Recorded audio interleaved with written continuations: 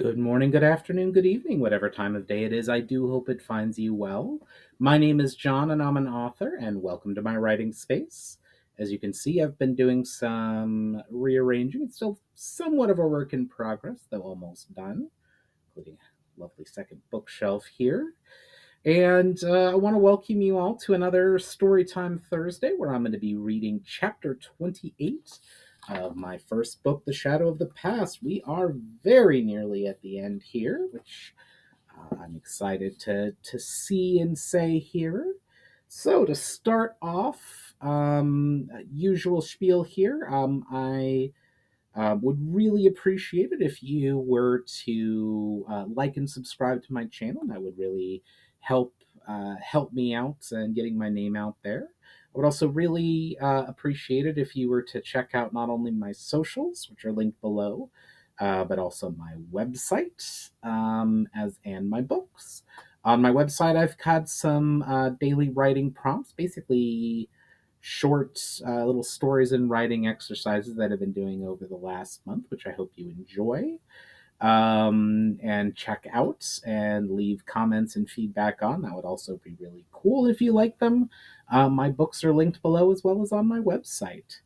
All right, enough of plugging myself here. We have chapter 28 of The Shadow of the Past, titled The Battle of the Glistening Spire. Just a recap to start us off, Val'inar and his closest advisors have performed a ritual bounding themselves to the very elements of their Terra of Si'ranna in preparation for battling um, Kyral, soon to be released from his ancient prison. And now we have the Battle of the Glistening Spire. It had been nearly an hour since a messenger had come to tell Val'inar that the stones of binding had shattered completely. He had known before it happened, sensed the last threads of the enchantment tearing away. Orders were given, men, goblins, dwarves, and elves were running to and fro, making the final preparations for the battle that was shortly to begin. Through it all, Val'inar stood apart and watched. He knew he would be called upon soon to give final battle plans and make some kind of speech to his gathered army. He needed a time to think of what he was going to say. It had been nearly a week since he had been joined to the elements of Si'ranna. Due to the trauma of the joining and the need for the connections to solidify, he and the others had slept for nearly 3 whole days before awakening. Ever since, none of them had slept. They couldn't, with their newfound awareness of the shifting and pulsing, crashing and turning elements all over the Terra. If they stretched out their minds, they could feel every movement anywhere. No longer did any of them have to take the area into themselves and mold it into a desired form for their spells. Now they simply had to stretch forth their will, and the area jumped to take whatever form was in their minds. Effort and concentration were still required, to be sure, and there were limits to what they could achieve. But what limits? Even with all the power he had previously acquired, it would have taken all of it to raise a city. Now he could level the largest of cities in a matter of moments. He understood the elementals in Kyral far better now. It had always baffled him why they had chosen to conduct their feud through proxies rather than fighting out themselves. Such a contest would have devastated all of Si'ranna, perhaps even destroyed it. Val'inar feared the power that he had been given and was nervous of using it in the upcoming battle, especially since he did not know how much power Kyral had retained. Kyral could no longer work his will upon the elements, but so many millennium of being joined the way he was might well have left him with tremendous power. And there were certainly limits to what he could do with his power. He reflected as he looked down at the pendant around his neck.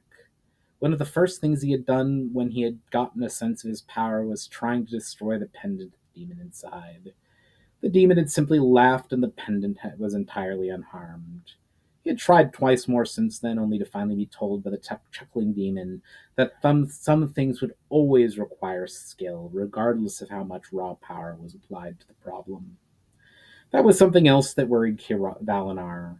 He might now be more powerful than Kyral, but there was no question who was the more skilled. Val'inar contemplated this fact as he fingered the pendant absent-mindedly. Whether the demon sensed his uncertainty or had merely grown bored of silence, it chose that moment to again attempt to distract him. So, Val'inar, how does it feel to be the closest thing this terra has had to a god walking upon it since its actual gods ceased to care for its affairs? Val'inar sighed. He had had this conversation with the demon several times in the past days, with the demon endeavoring to persuade Val'inar to make use of his great power, with Val'inar insisting that was why the Terra was in such a situation. You will not tempt me, said Val'inar at last, and with great weariness. Oh, you will. It may take decades or even centuries, but one day you will do exactly what I want you to do, and then you will set me free. If I had the knowledge, flared Val'inar in anger, I'd destroy you right now. The demon laughed. I know you would. You'd like that, wouldn't you? Something simple, good versus evil, good triumphing. In the history of this terra and your if the history of this terra and your family has taught you anything, you should know by now that things are rarely that simple. Luckily for me, I suppose, is the fact that I would be surprised if anyone save myself, and the one who gave you the pendant has the knowledge of how to affect what is within the pendant, and very few others have the knowledge to work it out if given time. Val'inar sighed, not wishing to acknowledge the truth of what the demon had said. After a long moment, he said at last, well, unless you'd like to meet one of those again, I suggest you allow me time to plan and strategize for this battle. He was not sure whether or not the demon had merely lost interest or had taken heed of his words, but the demon did not speak again. Try as he might, though, Valinar's thoughts were always drawn to the place where the prison was finally unraveling. The rending of the area was sending great crashing tremors through the Terra. Stretching his mind forth, Valinar could sense the turmoil this was causing. Earthquakes, tidal waves, storms, animals going wild were all the result of this. At first, Valinar tried to alleviate these, but they were growing more frequent and in strength. He realized that there was nothing he could do without exhausting himself before the battle. Luckily, admittedly, with the demon's help, he had foreseen these events and warned everyone to take what shelter they could. He hoped it would be enough to reduce the number of people who would die in the coming hours. At last the hour approached, and Valinar quickly made his way to where the other commanders were gathering. They stood in a small and nervous clump near the front of the armies. The six that had become the new elementals radiated with power they had been given, and were at least a degree less worried than the others. Whether that was genuine bravery or simply the knowledge that whatever happened they could not be killed, Valinar was not sure. The other commanders seemed smaller and weaker than they had appeared to him before, in part from the fear that they were fighting to master, and in part because that was how they now seemed in comparison. As Valinar walked up to the others, he gave various nods and faint smiles as if trying to reassure them, or perhaps merely in the hopes of reassuring himself. Valinar stood silently for a few moments and carefully surveyed each of them before he began to lay out his plans. They all flinched under his gaze at first, but met it, even those who were not empowered. None of them would run. They were terrified, but they all knew what was at stake. They would meet whatever came out of the prison, no matter how terrible.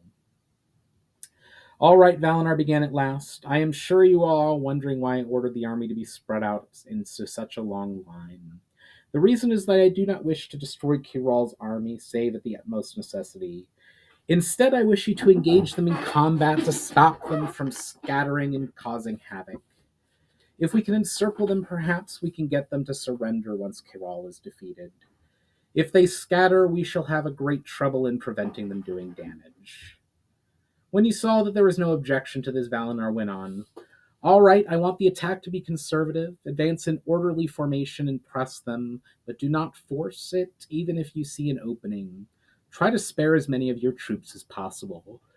I know that it probably will not be possible, but I want this battle to be as bloodless as it can be. There has been far too much killing of late as it is, and I will have no more than we have to. It was Targatha who chimed in. Indeed, my brother, this terror has been rife with death of late. It is high time that ended. Val'inar smiled at his brother. That is why I want you, Narthan, Desalia, Urgar, Myra, and Illyra to spread yourselves out and focus your powers on protecting our soldiers. I am sure they will have mages, counter them the best you can, rather than attacking the soldiers of Kyral. And I know you are new to your power, but be careful lest you destroy our own forces along with Kyral's. They all nodded, and Illyra said, "We all understand our role, Val'inar. But what is your role to be?" "I will find Kyral," he replied, "and I will fight him, and one of us shall fall." "That is a great risk, my friend," remarked Urgar. "Yes, but I am the only one who stands a real chance against Kyral," was Valinar's response. "If I can defeat him, then the battle shall be over quickly. If I cannot, then no one can, and while he cannot kill me, he may well have time to wreak havoc while I am weakened by defeat, or even to perform the rite of binding again and return himself to his full power. Either way, I judge it better to find out which of us shall prevail before too many have died." "Are you sure that none of us will be able to defeat him even together?" said Desalia. "No, I'm not sure," admitted Valinar. "We are treading into matters that perhaps none have ever dealt with before. All I know is that I stand the best chance of defeating him, and quickly. If I fall, then my counsel shall no longer carry any weight. If you feel you can take him, then for the sake of all, do so. I can give you no other guidance than that." A great tremor told him that the time was at last upon them, and all hastened to take their positions. Valinar positioned himself at the head of the army, and with a casual thought he turned and lifted himself into the air, high enough so that he could see the whole army. He raised his hands, and great arcing flares of light jumped from it.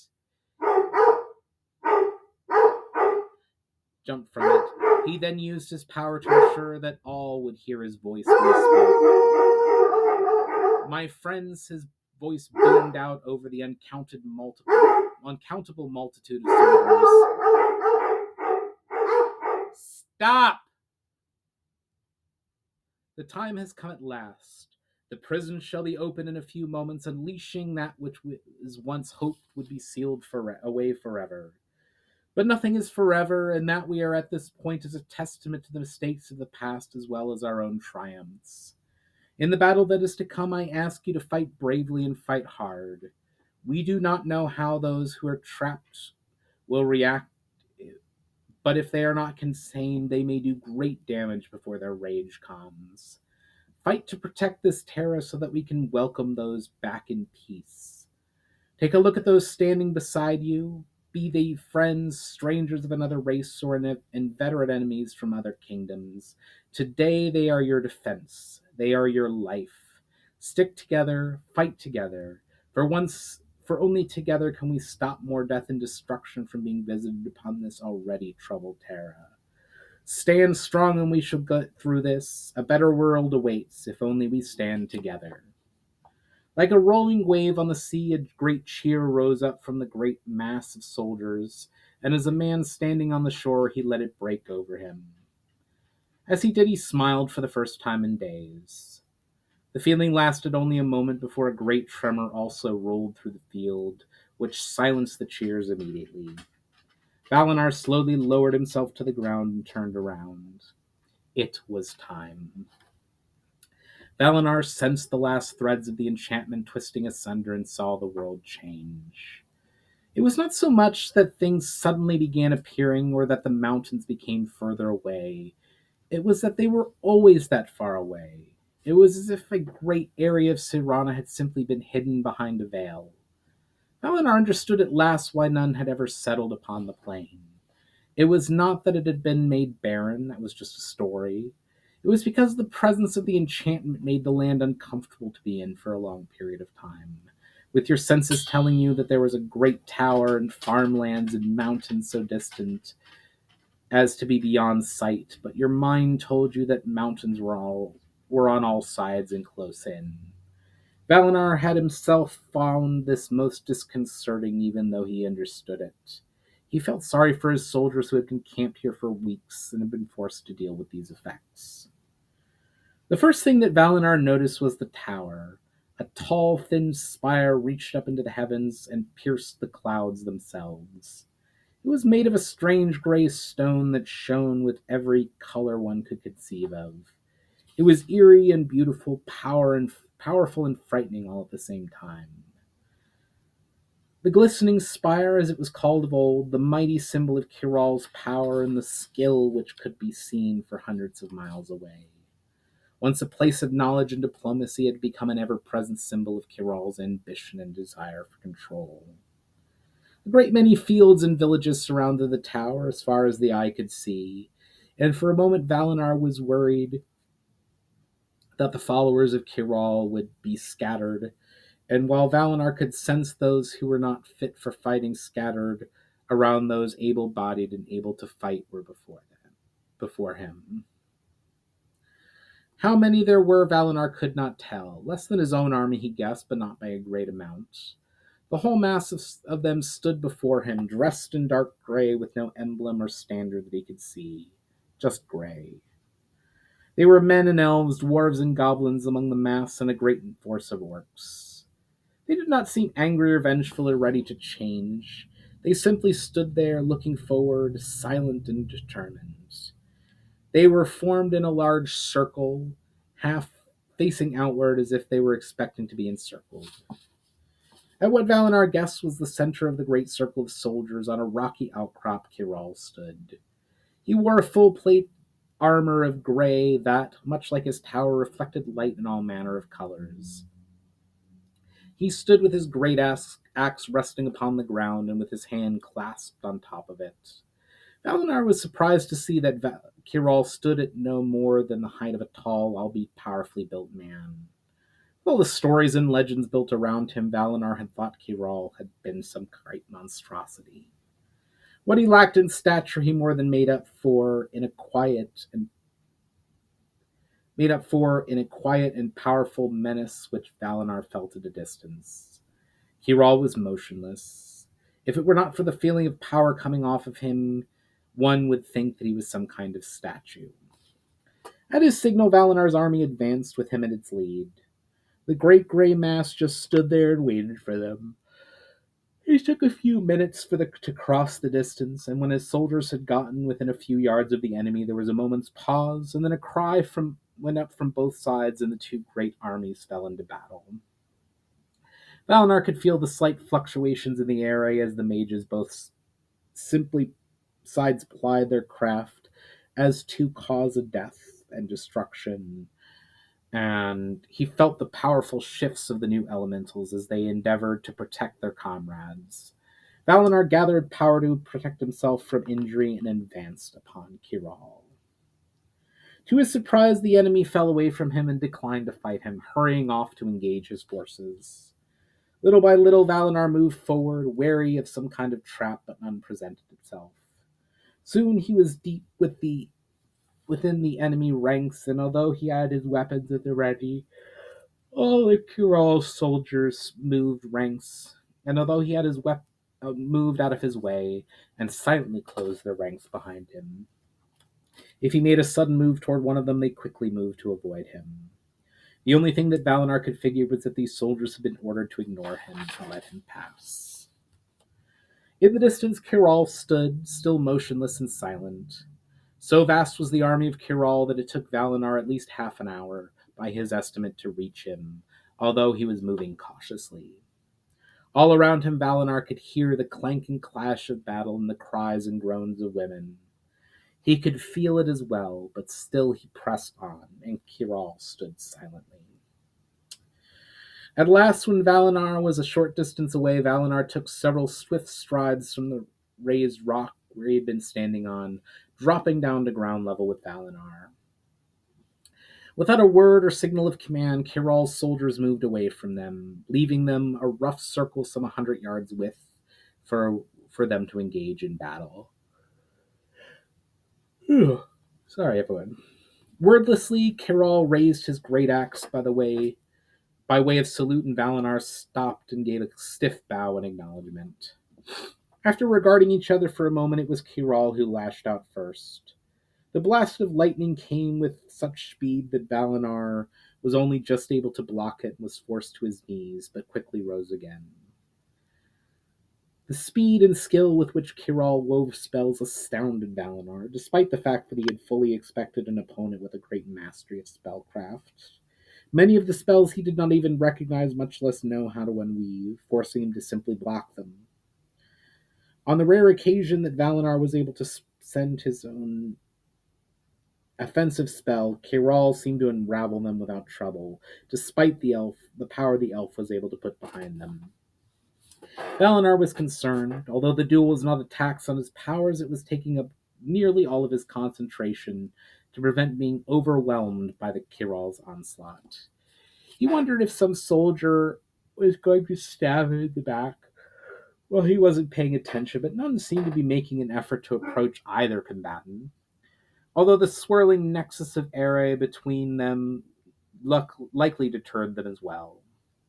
After several moments of this, Kyral ceased his attack with the same suddenness that he had begun it. The two opponents once more regarded each other in silence, and with the air between them all but boiled with the power that they had unleashed upon each other. The 30 yards of grass between them no longer existed, leaving a shallow, scorched crater. Val'inar raised his axe once more and, gripping it with both hands, stood in the stance of one ready for battle. Val'inar took a similar stance, and this time, after an almost imperceptible pause, the two combatants closed on each other at a run. It was Val'inar, counting upon speed as Zalis, who opened up this stage of their duel by a swing at his opponent's head. The deftness with which Kyral moved the axe to block his blow surprised him. Up close, Val'inar could not see anything within the two eye slits of Kiral's visor, and the suit of armor moved within each seamless motion that Val'inar began to open as the duel progressed, whether Kyral was in the suit of armor or was the fine, or was the armor. The duel went back and forth with both men trading blows at blurringly fast speeds. Val'inar reflected that he was surprised at the speed with which he could perceive the battle, and he was also amazed at the grace and agility with which Kyral wielded such a massive axe. Even though Val'inar was keeping up with his opponent for the moment, he got the feeling that Kyral was merely toying with him. His attacks were coming much slower than his blocks. Perhaps he was simply testing Val'inar and getting a feel for his skill before striking down the elf that stood as his opponent. Val'inar used what spare concentration he had to probe the enemy's defenses and contemplated using his power to further attack his opponent. But he sensed that his opponent had drawn up all his power to defend himself against blows. Val'inar speculated that he might well be able to strike through this defense with his power, but it would require such an exertion that of area that it would likely kill thousands, and he was not sure he could do so quickly enough to kill his opponent before Kyral struck him down. Therefore, Val'inar bent his concentration towards defending himself. After the duel had proceeded in this manner for several minutes, and Valinar's hands were throbbing from the jarring clang of their two weapons clashing into each other, Kyral finally seemed to move on the offense. After several fast lateral swings, which took all of Valinar's agility to block, he lunged forward with a powerful overhead swing, which Val'inar spun out of the way of. The momentum carried Kyral several steps forward, and in those few seconds, with his back turned to him, Val'inar saw a moment's opportunity to strike a blow which his opponent could not defend, but be ashamed. But be hesitated. Whether out of some kind of reluctance to attack a defenseless opponent, or a moment of empathy for his enemy. He was not sure, and by the time these questions had even posed itself in his mind, Kyral had turned and was once more pressing the attack. Whether he had finally seen a weakness in the elf's defenses, or he was angry for the movement's sake, Kyral attacked and spread.